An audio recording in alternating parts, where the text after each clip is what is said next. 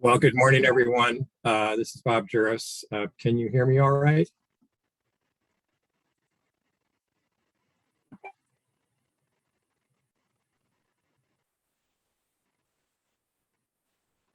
Okay, great. Thank you. Thank you all for joining us. I wanted to welcome you to the briefing on state contractor COVID-19 vaccination requirements.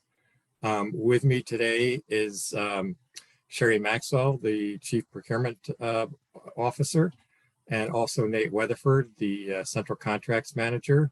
Ann House is also graciously joining us as a panelist to answer questions from the Department of Health and Public Health and Environment.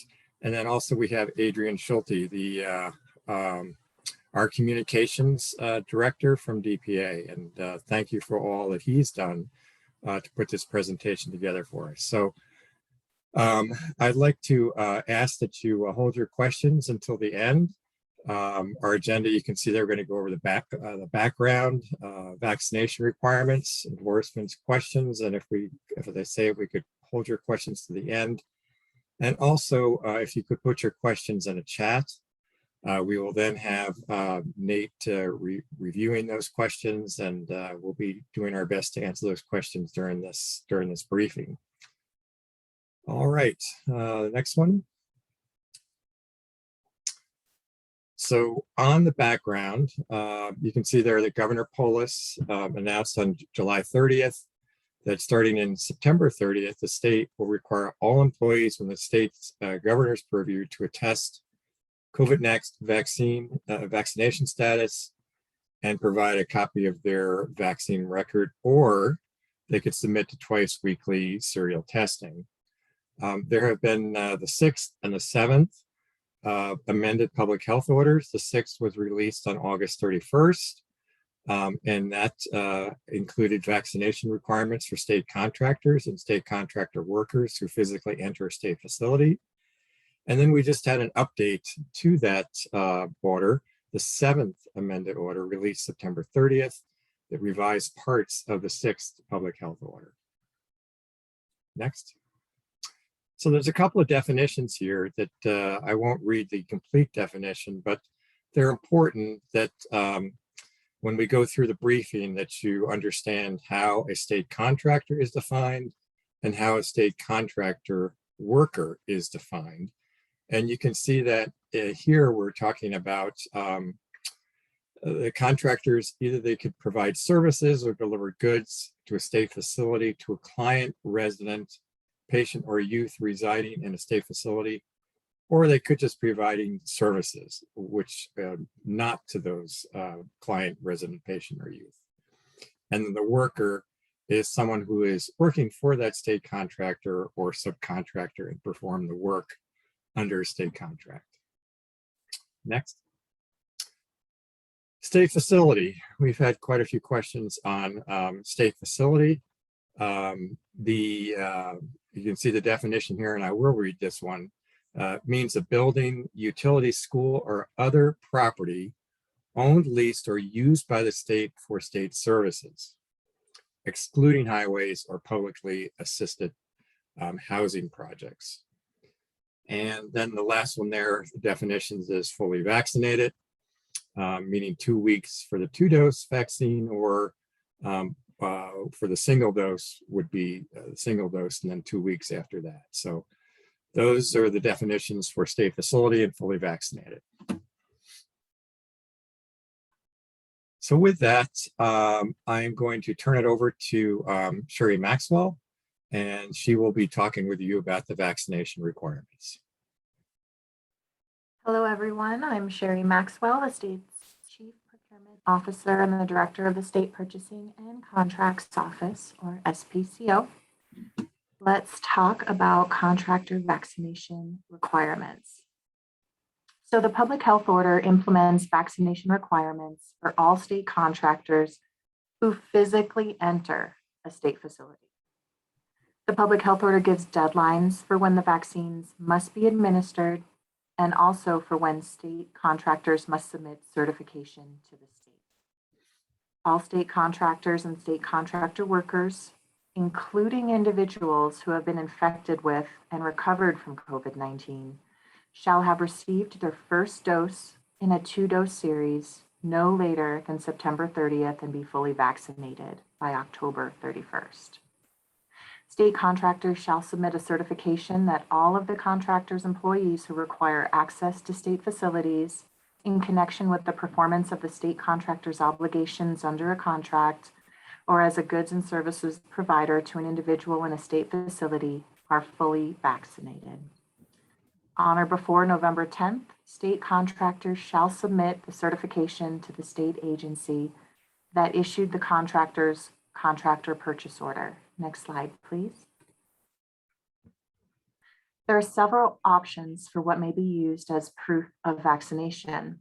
One, the COVID-19 vaccination record card, which is issued by the U.S. Department of Health and Human Services Centers for Disease Control and Prevention, or World Health Organization yellow card, which includes the name of the person vaccinated, type of vaccination provided, and the date of the last dose administered. Two, a photo of a COVID-19 vaccination record card or immunization record obtained from the Colorado Immunization Information System, or CIIS, as a separate document. A photo of a COVID-19 vaccination record card or immunization record obtained from CIIS, either directly or through the My Colorado app, or another health application stored on a phone or electronic device, or the last one, documentation of a COVID-19 vaccination from a healthcare provider. Next slide, please. State contractor workers who are not fully vaccinated or for whom vaccine status is unknown or documentation is not provided shall be considered unvaccinated. State contractor and state contractor workers who enter a state facility to provide services to a client, resident, patient, or youth residing in a state facility who do not have proof of vaccination and also do not have a medical or religious exemption from vaccination approved by their employer shall not be allowed to physically enter a state facility, but may provide services remotely. Next slide, please.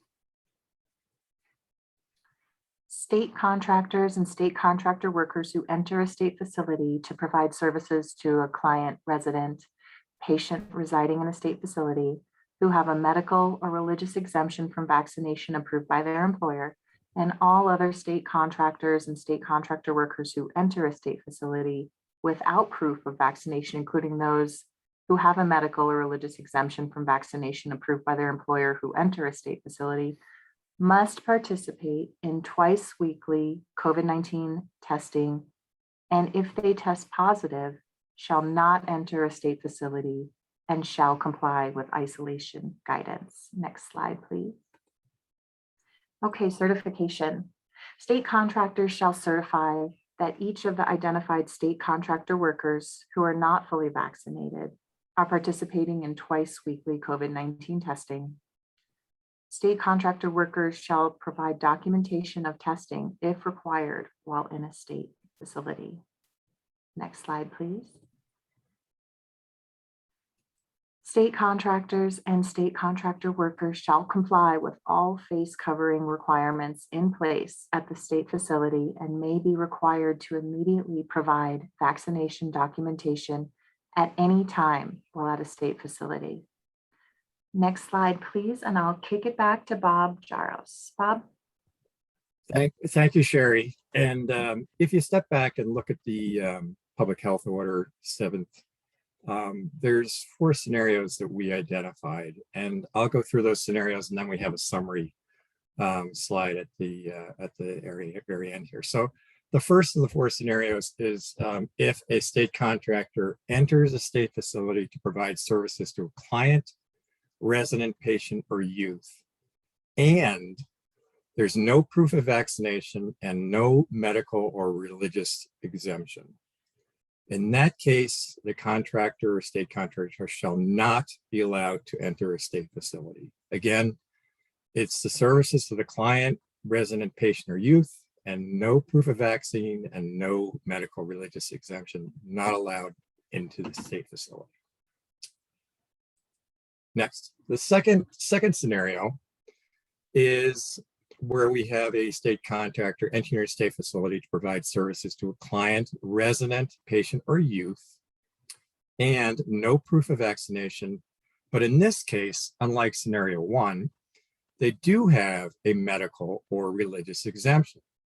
And in that case, they must participate in twice weekly COVID-19 testing. So again, two is similar to one, except that state contractor has a medical or religious exemption. In that case, they must participate in twice weekly COVID-19 testing. Next.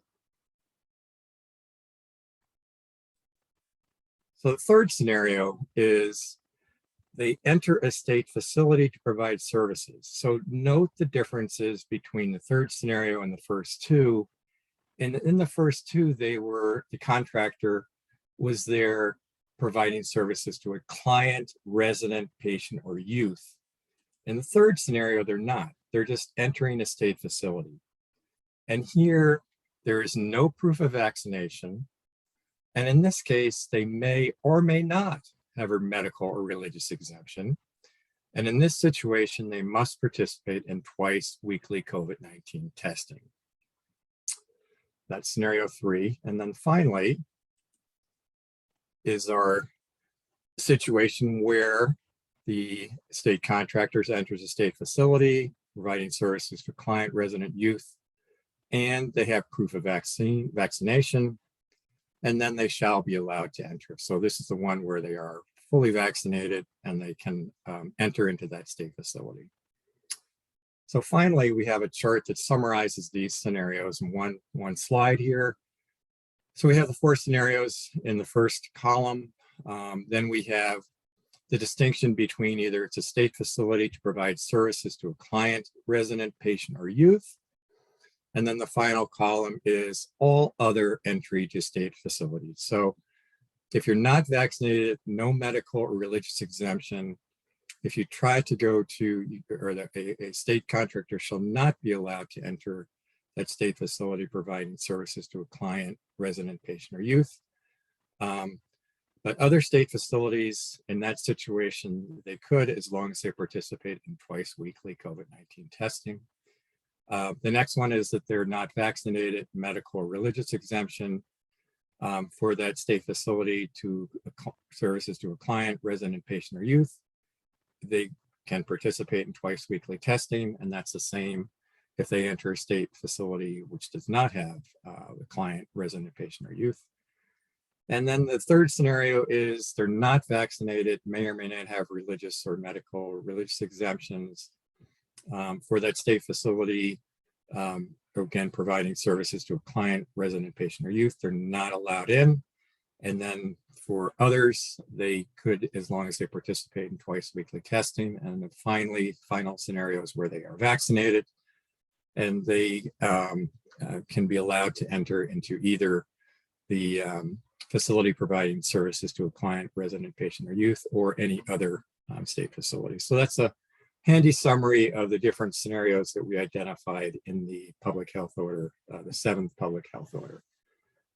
With that, I'm going to turn it over to Sherry Maxwell, who's going to talk about the agency actions and enforcements. Sherry?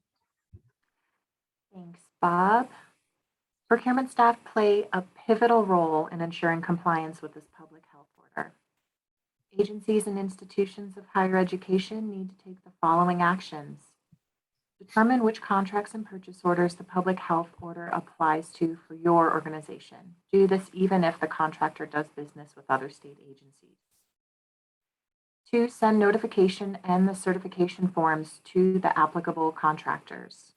And 3, collect and keep certifications in your contract file. If you have any questions as you go through this process, please review our FAQ document on DPA's COVID webpage included in the last slide of this presentation. But note that we're updating it.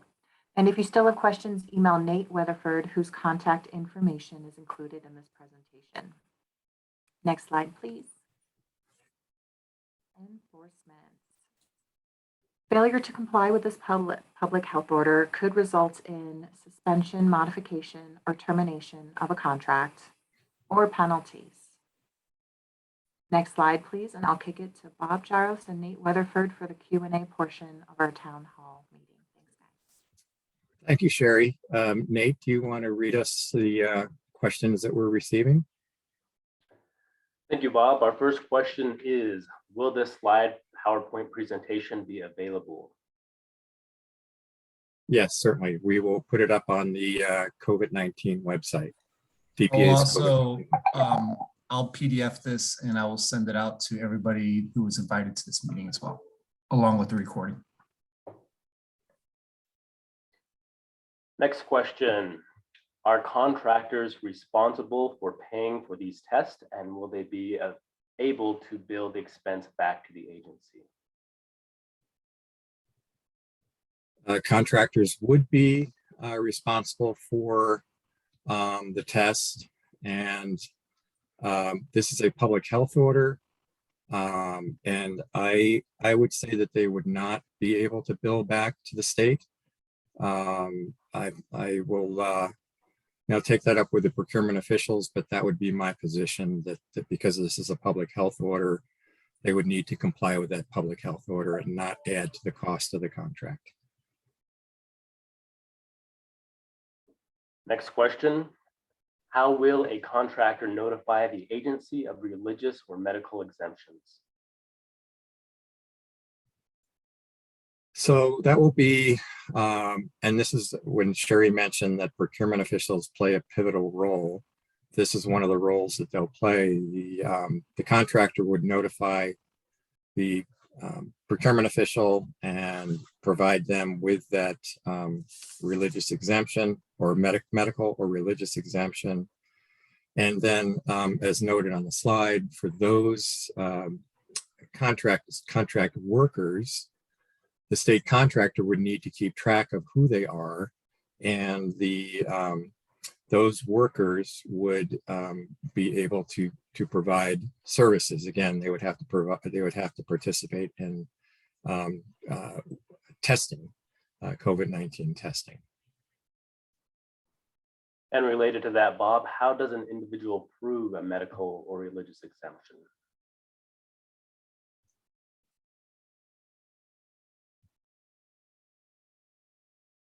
If you're willing to take that one on, I'd appreciate some help on that question.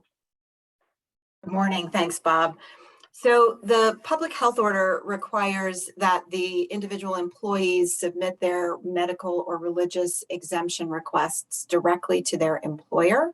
So employers should be creating their own policies for receipt and review of those medical and or religious exemption requests, and informing their employees their determination of that medical or religious exemption. So the state does not have a standard that we've provided to contractors to instruct them in terms of how they should review and finally determine exemption requests. That is a duty of the contractor pursuant to the public health order to accept whatever information the individual provides with that exemption request and make a determination.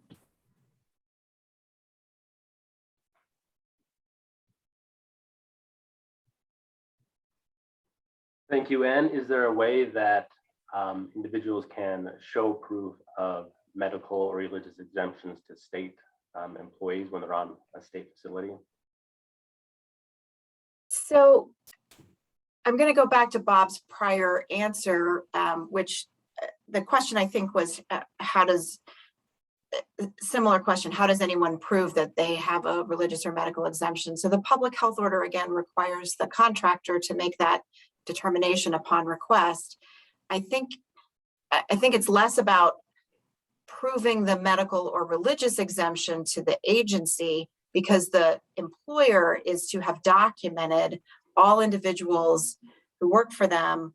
They're either on the list of fully vaccinated individuals that they are maintaining, or they're on the list of individuals who are submitting to twice weekly testing because they don't meet that fully vaccinated standard. And again, this is for facilities other than what what we've been referring to as those 24/7 residential care facilities, where you would need to be either vaccinated or have a medical or an approved medical or religious exemption, or you're not allowed on the premises.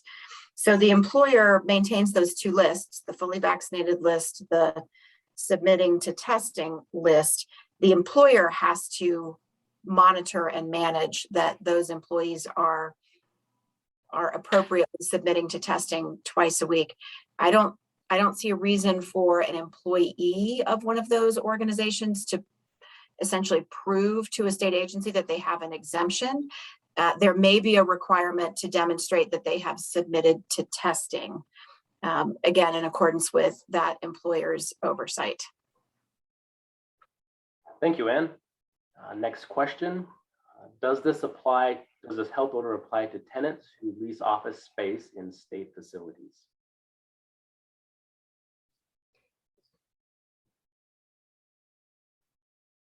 What are the tenants? Are the tenants non-state employees, and are they doing non-state business, or what's the nature of the tenant's business? Do you know, Nate? I do not.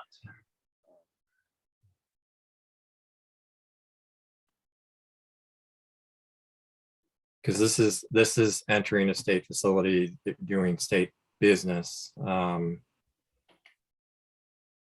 So if the question is that if the state is leasing space to a tenant, and the tenant is using it for their business, then and I'll ask Ann this question. I don't think the public health order for the state contractors would apply in that situation. And what do you think? What do you think?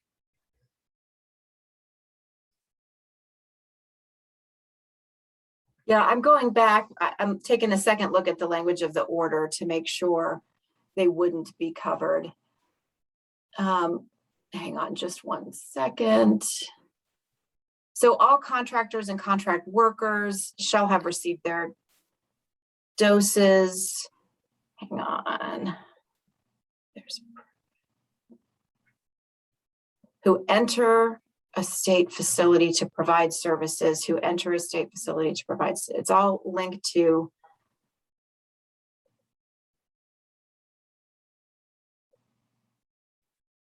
all other state contractors must participate and shall not enter a state facility and shall comply with us.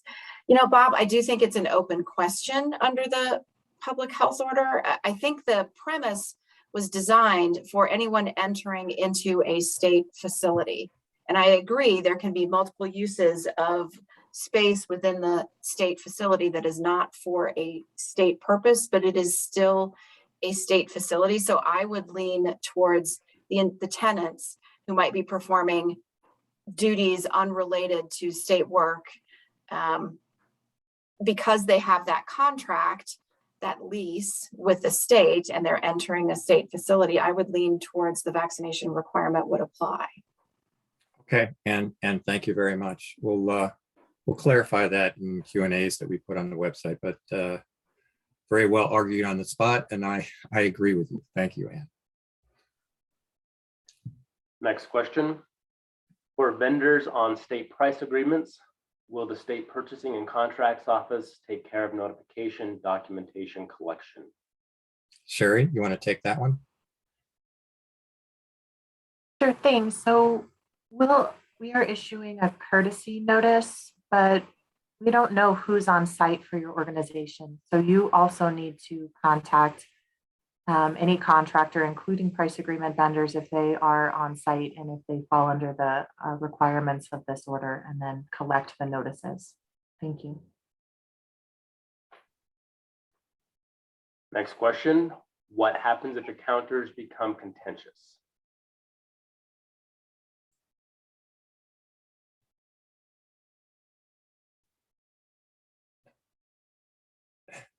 Nate, is there anything further on that? Some clarification? What's the scenario that they're asking about?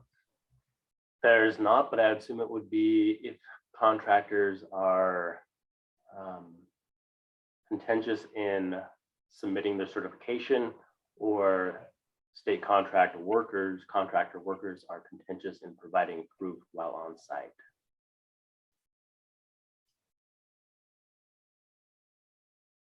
Well, in that case, the state contractor would be in non-compliance, and we would take the steps that are outlined that Sherry went over in terms of just what the the enforcement mechanisms could be, and the same thing would apply for the state contract workers. So I would say that if they're non-compliant, then we have the enforcement remedies that are shown here on the slide. Next question, delivery companies. Are delivery companies like Amazon, UPS, FedEx, etc. covered by this public health order? And does every agency need to collect a certification from them, or is the state purchasing and contracts office doing so for the state as a whole? Well, this is one where Nate, you and I and Sherry have had some discussion on. This is one where we may want to talk further with the procurement officials. Certainly they are entering the state facility. And I think I'd like to hear from Ann as well in terms of providing services. You could look at it as the delivery would be a service, and so they would be covered. I think our challenge is when you have a company like Amazon with different delivery mechanisms that they use, there's not that single point, and so I think it would be challenging to try to get certifications, but we don't have a definitive answer, I guess I'll say, in terms of that scenario. But Ann, do you have thoughts on those delivery services, and what do you think about the order and how it applies to them? Yeah, I think it's a great question, Bob, and I'm sure it deserves further attention and discussion. I think the intent, again, of the public health order was broad to capture anyone entering a state facility, and knowing that delivery services are going to be varied through numerous vendors, and their need to be in a state facility might be quite low, meaning once every 3 months perhaps you'll see an individual who needs to deliver to that facility. So I think it should merit further discussion. Clearly in the facilities, the residential facilities, those have a heightened standard of scrutiny in terms of not allowing individuals in who are testing and not fully vaccinated.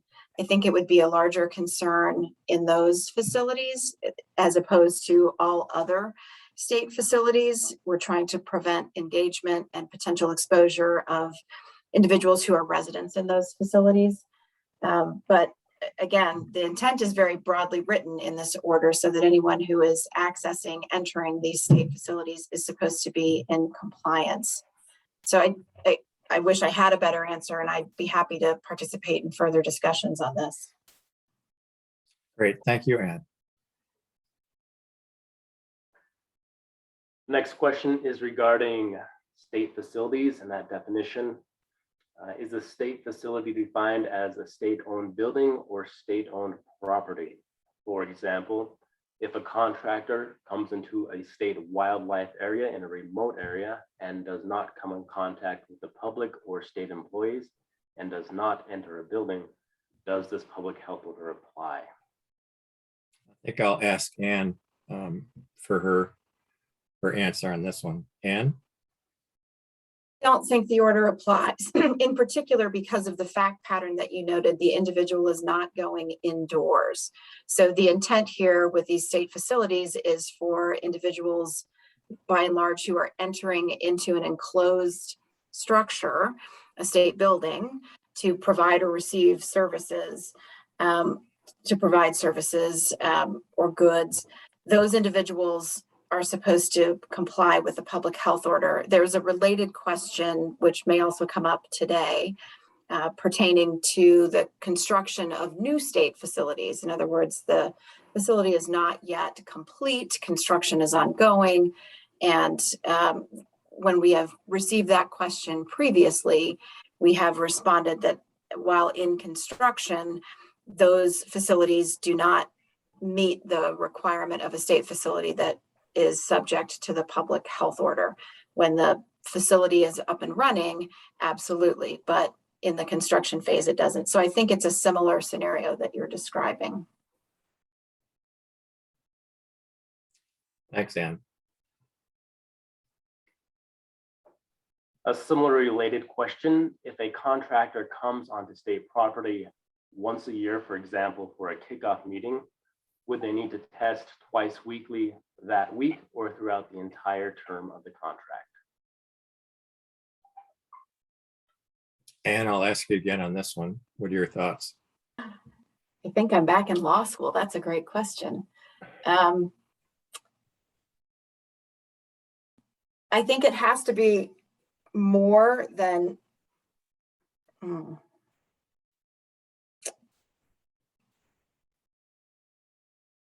I want to say I think it has to be more than just that week.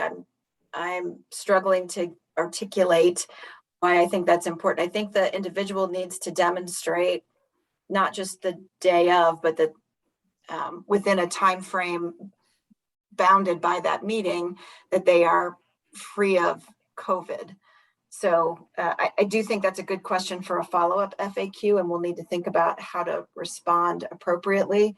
But I certainly see the point of perhaps the lack of need for twice weekly testing if the meeting is once a year.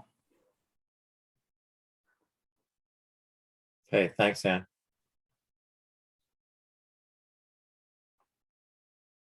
Next question. Who is responsible for, I guess, can you confirm that agencies are responsible for collecting the certification paperwork at their agency contractor level? Sherry, do you want to take this one? Repeat the question for me, please. Who is responsible for collecting the certification paperwork at the contractor level? That should be the procurement staff at the agency, and it'd probably be just recommended to include it in your contract file that you already have for that contractor. And then a follow-up question. Can you confirm that it's the contractor's responsibility to monitor it on the individual level for their employees? Yes, that's what we heard. And Ann, if you want to add anything to that, but it would be the contractor's responsibility for that. Yes, Bob, it is. It would be the contractor's responsibility to maintain the documentation and ensure that their employees are compliant with the public health order. Next question. On a whole, for a higher education, an institute of higher education campus, can we get clarification on whether the entire campus is a facility or just an individual building? Ann, do you want to take that one?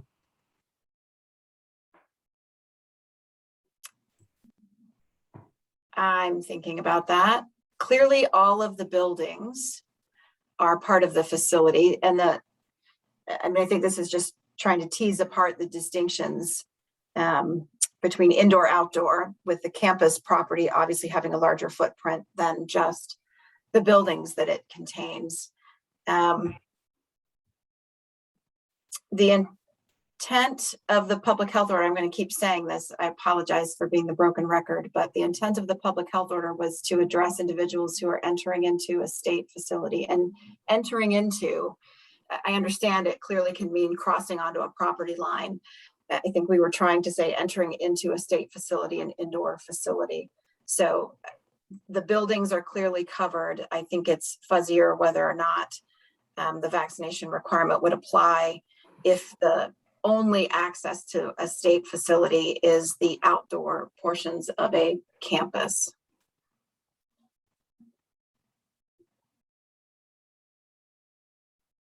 Thanks, Ann.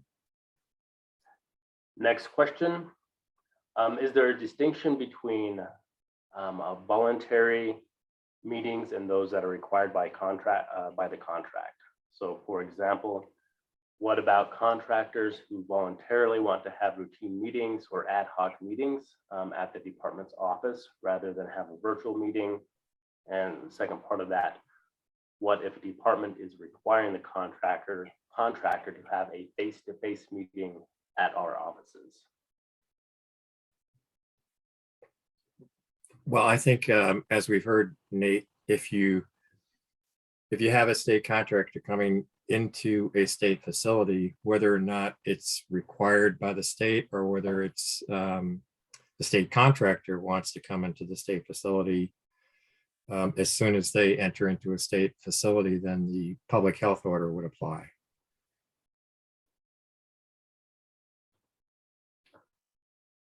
Next question, can a contractor use over-the-counter rapid antigen test, or are they required to have a record of a PCR test?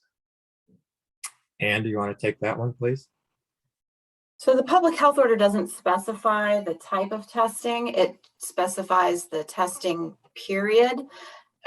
Clearly, the PCR testing would be preferred, but it is not mandated in the order.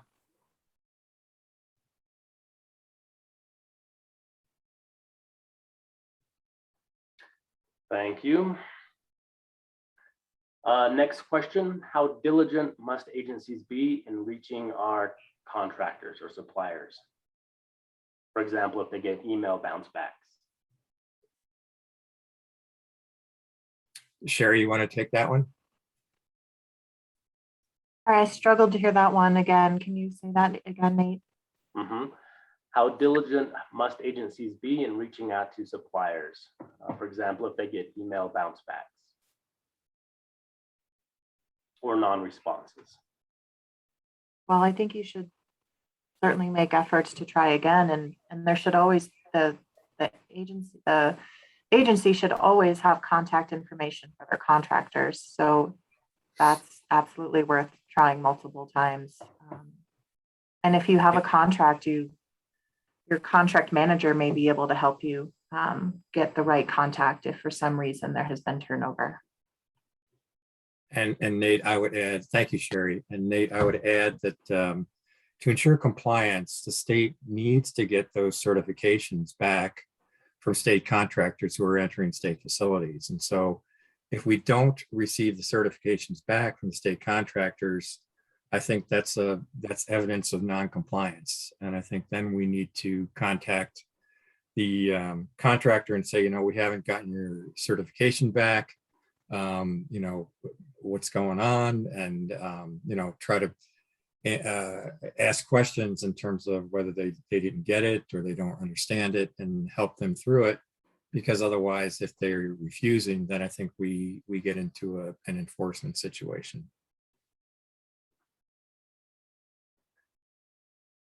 Thank you, Bob. Next question. Are we entertaining requests for extensions or exemptions from this public health order? Ann, do you want to take that one, please? And I'm assuming that's coming from the contractors.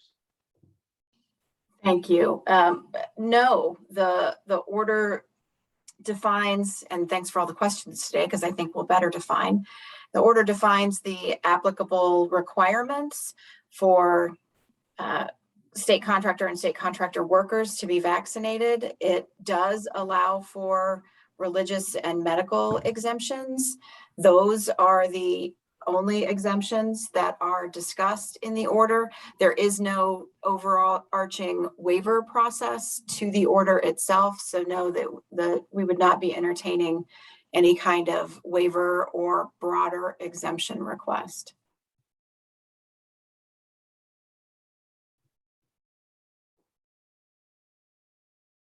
Thank you, Ann. Next question. On current building and construction contract, should we anticipate issuing amendments or change orders to codify the requirements in the contract for this order?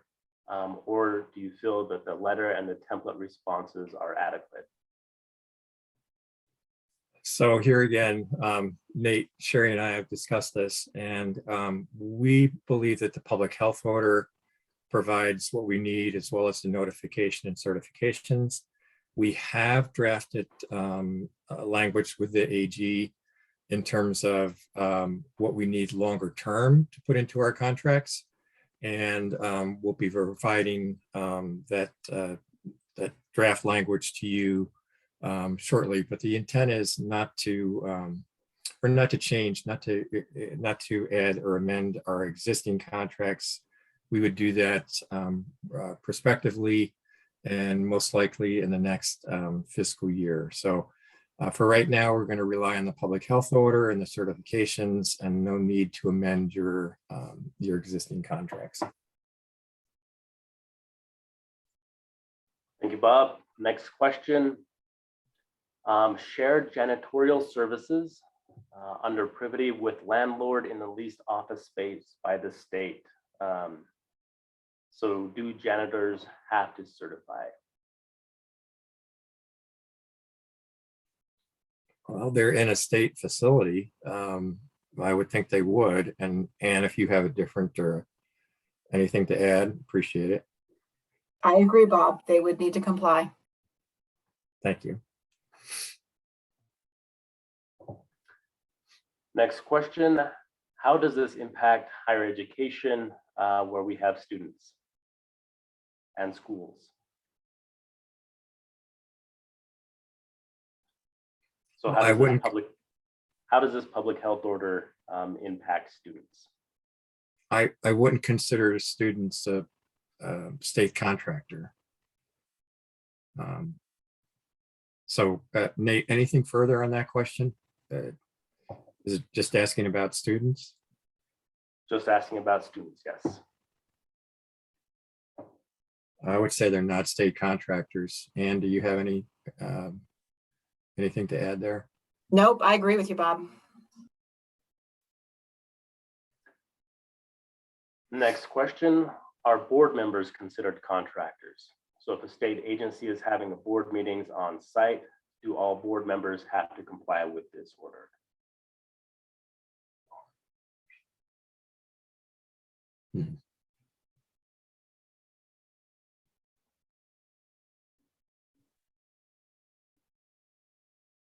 You know, this is an interesting question because, and I'm thinking out loud here, although not typically seen as a state contractor, a board member does provide services to the state by serving on the board. So I could see where we could say that they are providing services to the state and the public health order would apply to board members. But Ann, if you have a different take on it, appreciate your views. Yeah, I wonder, Bob, if they're closer, they're more akin to a state employee. And I know they're not employees, but in terms of their statutory role, the fact that they are housed within a state agency, even though they have independent authorities, I think they might be somewhere between a contractor and an employee in terms of the work that they do on behalf of the state. So I think it's a good question for a follow-up FAQ, and perhaps we can tune in a little finer to whether it's state employee requirements or state contractor requirements. In either instance, vaccination would be required or testing. Great, thank you, Ann. Follow-up Hold on I question. have Lynn Steckedy is going to follow up on that question a little bit. Oh, okay. You are live. Hi, this is Lynn Steckedy, and I'm the statewide Chief Human Resource Officer. We are working with the boards and commissions group out of the governor's office on clarifying what we need to do with board and commission. So stay tuned on that one. Well, good. Thank you so much, Lynn, for adding to our our briefing here, and we'll look forward to hearing from you, and we'll update our Q&As accordingly. Thank you so much.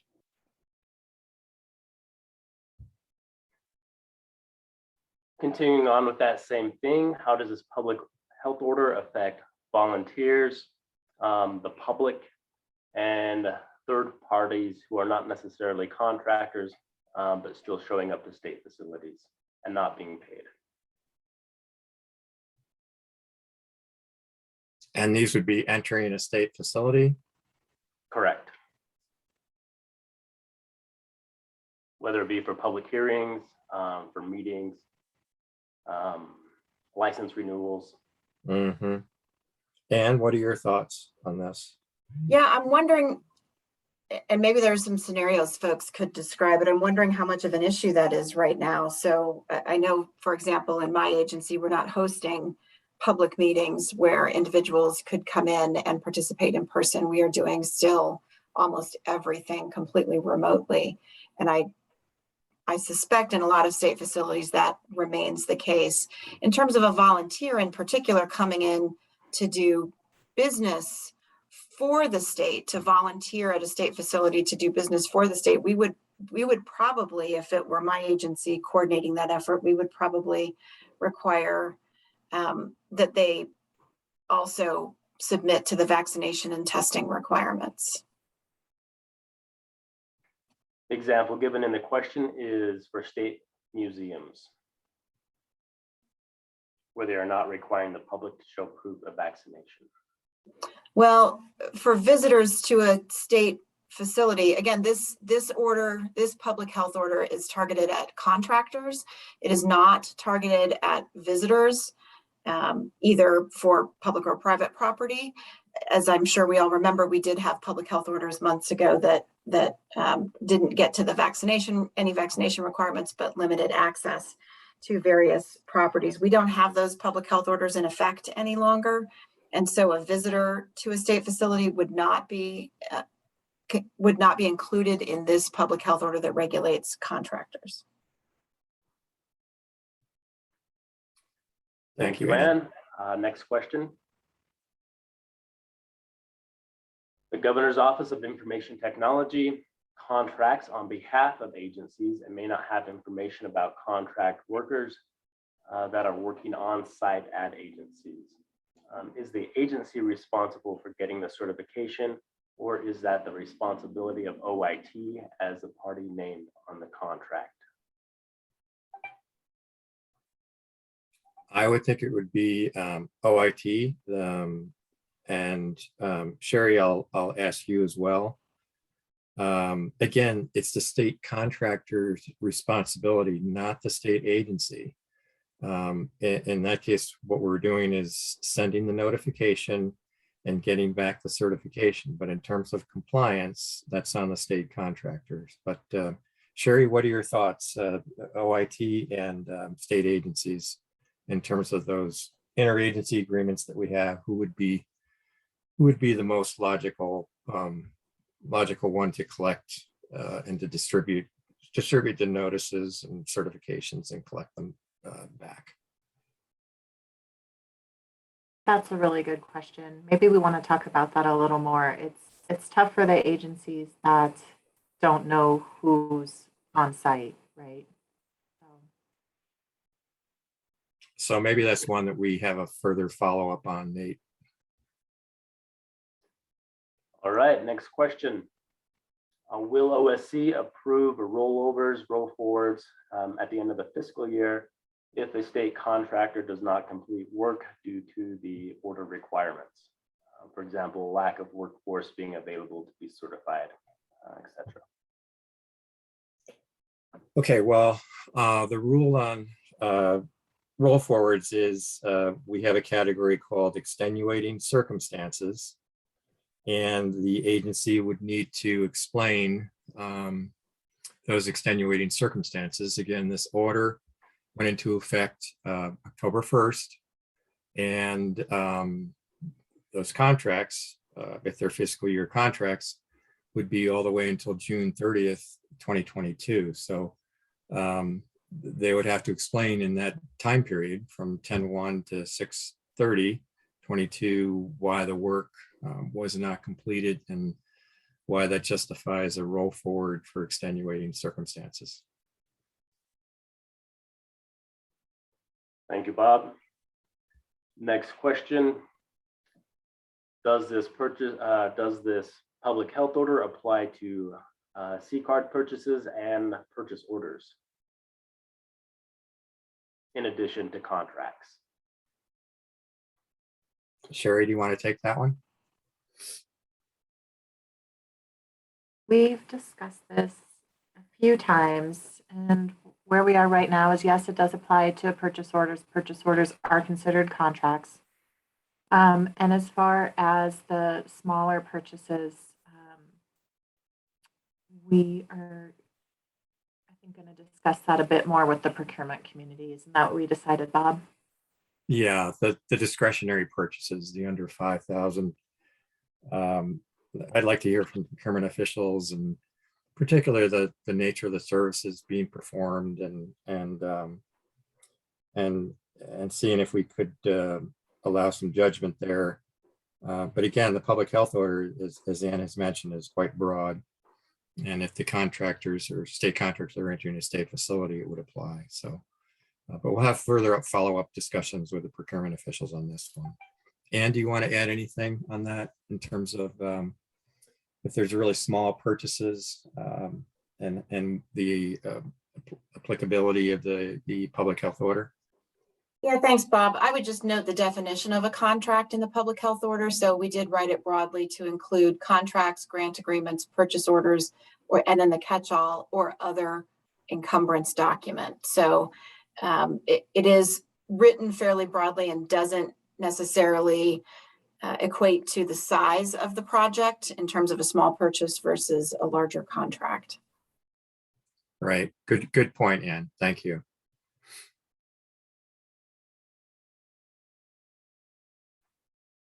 Next question. Can you share again what the enforcement process is, how soon that begins, and what support agencies will have if enforcement becomes necessary?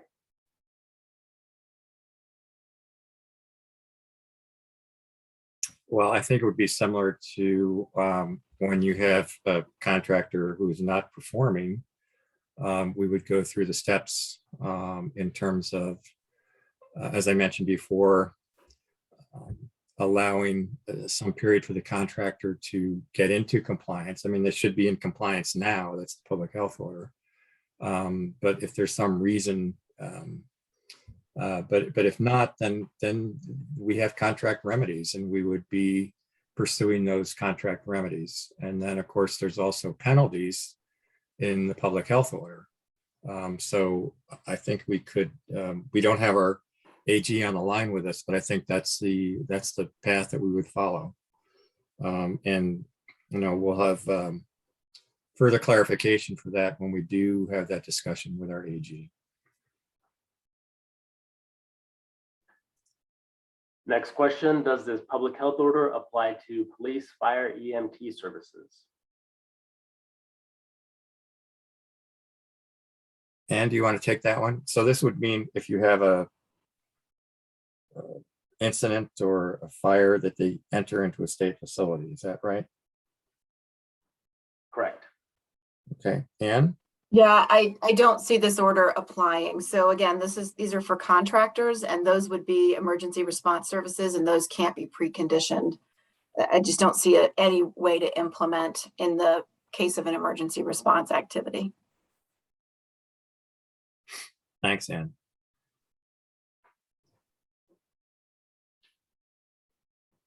Next question, does this requirement apply during the procurement interview process, selection process for vendors in state facilities before they're under a contract? For example, the interview process for architects and contractors.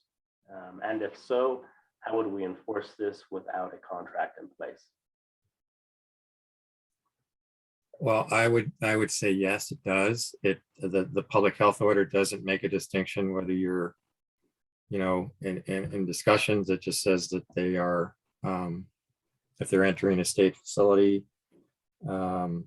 I don't know. If we look at them as a visitor, I suppose that's a possibility, but they really are a state contractor that or about to be a state contractor. I mean, my thought would be that the public health order would apply, but I'd like to hear from Ann and Sherry as well. I'll jump in. So I think that if you're doing a solicitation and you're hiring, you should keep these requirements in mind. So it would be good to, get in front of it, just to be proactive. But as far as whether it actually would apply, I'll go to Ann. I think it's a tough call. They're not under contract yet. The order applies to state contractors, but obviously the intent of the procurement process is to have them become a state contractor for the winning bidders or whatever the selection process is. So I think it's difficult. I think it would be preferable to encourage, virtual activities up until the point when you need to have in person, hopefully after they're under contract. And then I would also say whatever the current requirements are for the state facility that is running the procurement would apply. So not necessarily the order itself, but any other obligations imposed for access to any state facility. Thanks, Ann. Nate, how are we doing on questions? We're at the hour, but I don't want to cut it off if people have time. And Ann, I'm not sure your schedule, or Sherry or Nate. But Nate, how are we doing on the questions? We have 3 or 4 that I have not answered yet. Okay. Well, why don't we go through those remaining questions then? I think we can get through them in the next few minutes. What are the repercussions if a state agency does not comply? A state agency? Correct.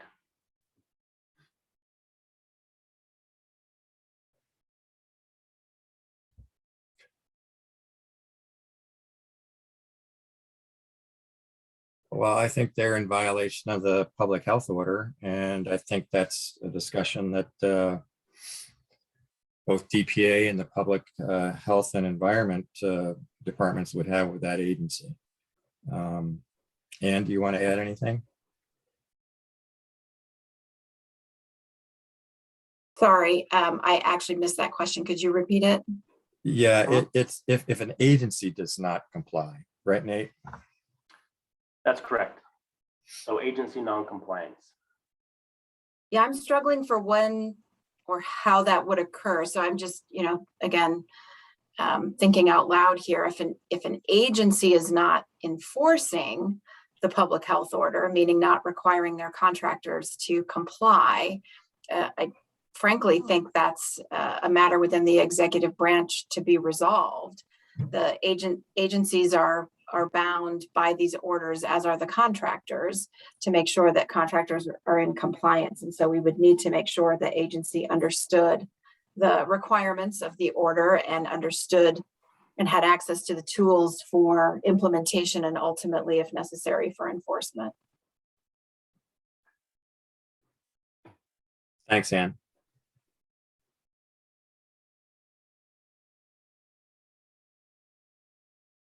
And a follow-up question to that, does this order only apply to the executive branch? No, it doesn't. And Ann, just confirm that if you could. That's right. State facility is not defined narrowly to only be the executive branch. And a further clarification or follow-up. So what if it's a state agency misses a few contractors or they fail to get all the certifications?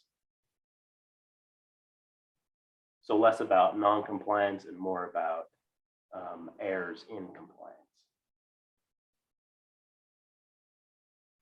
Well, they still need to follow up and make sure that they get all those situations where state contractors are entering the state facility. So it's going to be the agency's responsibility to do that follow-up. and make sure that they hear back from all those contractors.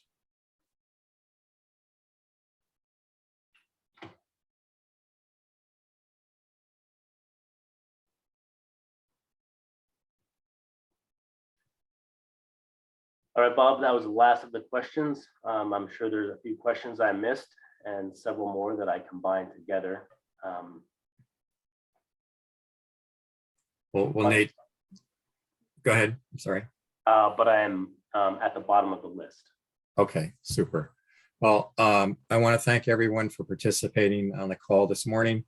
Especially Nate, you did a great job with the answering or queuing up the questions. And thank you so much for joining us. You were very invaluable in this briefing. And certainly thank you to Sherry and Adrian Schulte as well. So with that, we'll sign off. We'll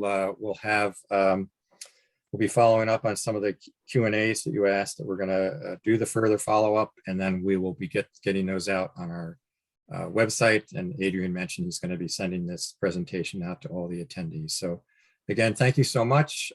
We appreciate your attendance and look forward to following up with the open questions that we had here today. So with that, we'll sign off, and we'll be leaving the meeting. Thank you all. Bye.